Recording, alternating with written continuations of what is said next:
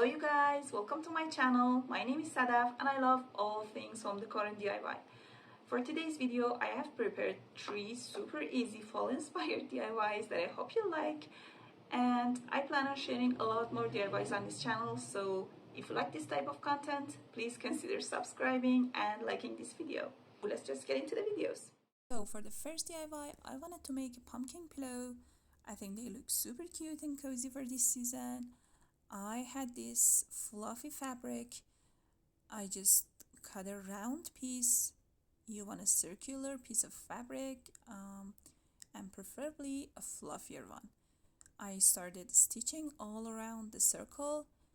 Nothing special, just a simple regular stitch, but I just made sure to have a thicker thread because you want to pull it later and you want to make sure it's strong enough.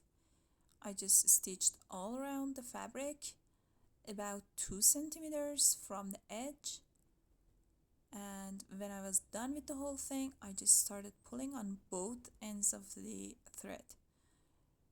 It creates this kind of opening almost, and then I just fill it up with some polyester. You want to use enough polyester to have a fluffy pumpkin, otherwise it's gonna look droopy and sad. Then I just pulled on both threads again, both ends of the thread again, being really careful not to rip it at this point. But you want to make this opening part as small as you can. So I just took my time and I was careful not to rip the threads, but I just pulled and pulled until I had this small opening, and then tied a couple of knots to make it all secure. And then when I was done with this part, I just wrapped another piece of that same thread around the pumpkin and tied a knot. This creates these sections of the pumpkin. You want to repeat this a couple times. I repeated this for 4 times, so I ended up with 8 sections. I then tied another knot. I'm kind of struggling here, I don't know why.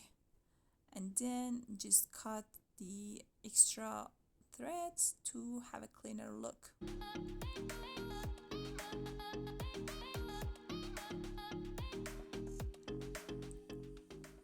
Then when I was done with this part, I cut another piece of the same fabric. I rolled it, used some hot glue to make the stem section.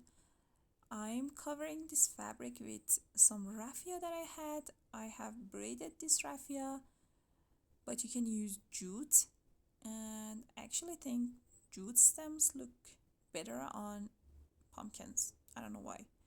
But you could also use a cinnamon stick or just a regular stick. I made sure to have a thicker stem so it would cover the whole opening and none of the polyester or the threads would show. I'm just using enough glue to have it secure, and this is the final look. So for the second DIY, I wanted to make another pumpkin, but this time a woven one. Not exactly woven, but a baskety type of material. I dried some corn husk under the sun, and then when I was ready to use them, I just soaked them in some water and they were again soft and ready to use. And then for the base, I'm using another fabric pumpkin because I didn't have a plastic one, but if you have a cheap plastic one, you can use that. I'm just twisting the husk, as you can see, around itself and using some hot glue to stick it to the pumpkin.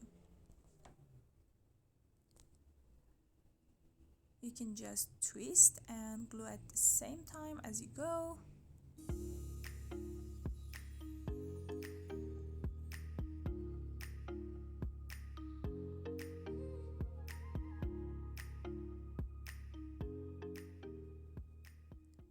And you can have your husks be on the flatter side, like this one that I'm doing right now, this first section, Or for the second one here, you'll just see I'm twisting it more and it creates almost a different effect.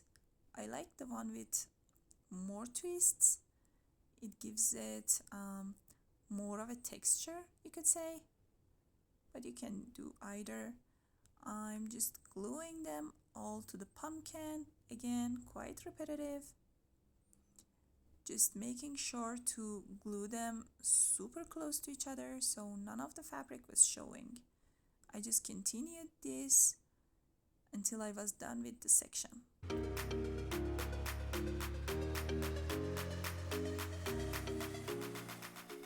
When I was done with the section, I just started cutting all the extra pieces. You want to cut it enough so you actually create the dent that's naturally on the pumpkin. Here I didn't cut enough and my pumpkin didn't have a deep enough dent for this one, but then I made another pumpkin. I made sure to cut it enough and have a bigger dent at the top, and the second one actually looked way more natural and had more of a actual pumpkin shape. But I'm just doing the same thing here, just twisting the husks, gluing them to the pumpkin, and then cutting the extras. When I was done, I let it dry and then I could see all the pieces that were, the fabric was showing. I then soaked one more piece of the husk and just used that to cover all those small areas.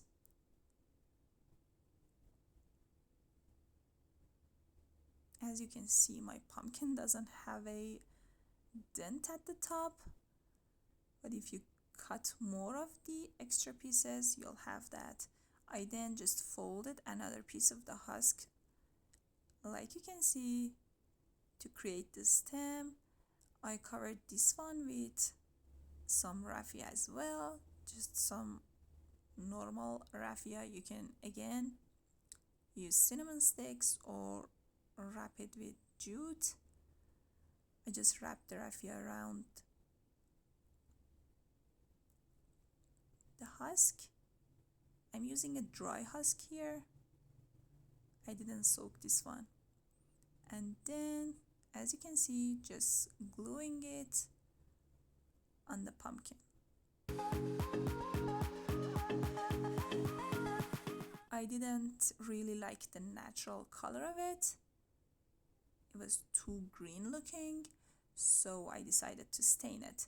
I'm using this thick and dark stain here. As you can see, it doesn't go on super well. It doesn't have a lot of coverage.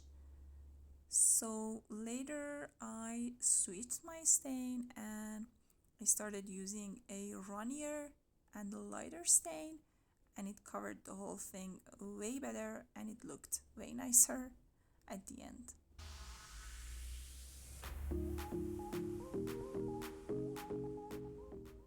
I don't know why I didn't give up here. I was just trying to make it work, but as you can see, obviously it wasn't covering my pumpkin well and it was a bit too dark. But then here's the end result. I'm super happy with these two. And then for the last project, I wanted to make dipped candles. Candles are great all year round, but especially for this season. I started by melting some wax on direct heat. I know you're not supposed to do that, but my heat was super low. I added some candle dye to the wax and I just let it melt, and here's how it looked, a brownish color. I then tied I don't know what it's called, but you can obviously see it, to my wick to make it heavier. I then dipped my wick at this point, it's not a candle yet, in the wax and then dipped it in water.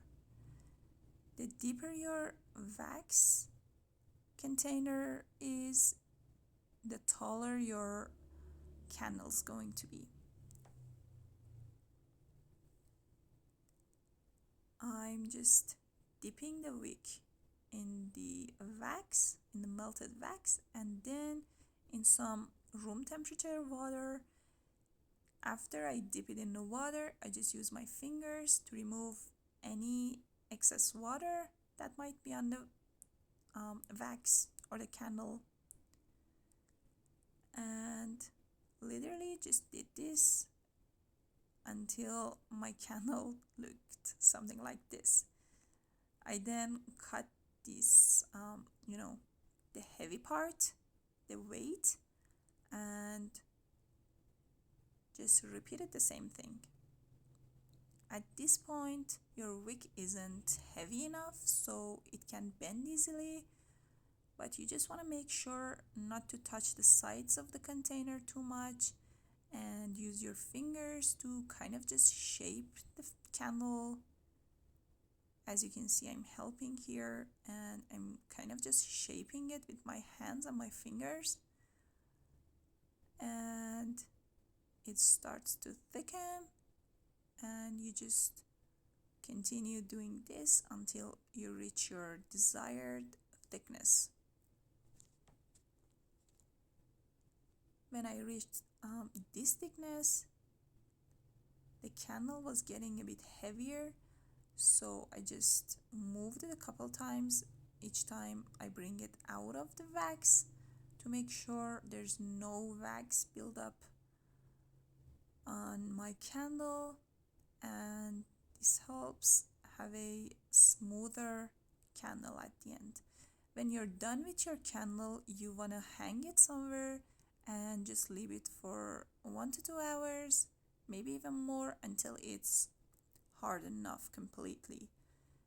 When it's hard enough and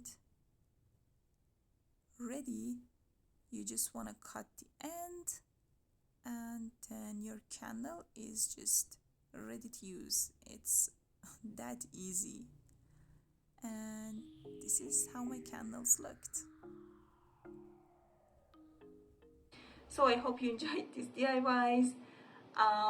Let me know down below in the comments which one was your favorite, and I hope to see you again. Bye!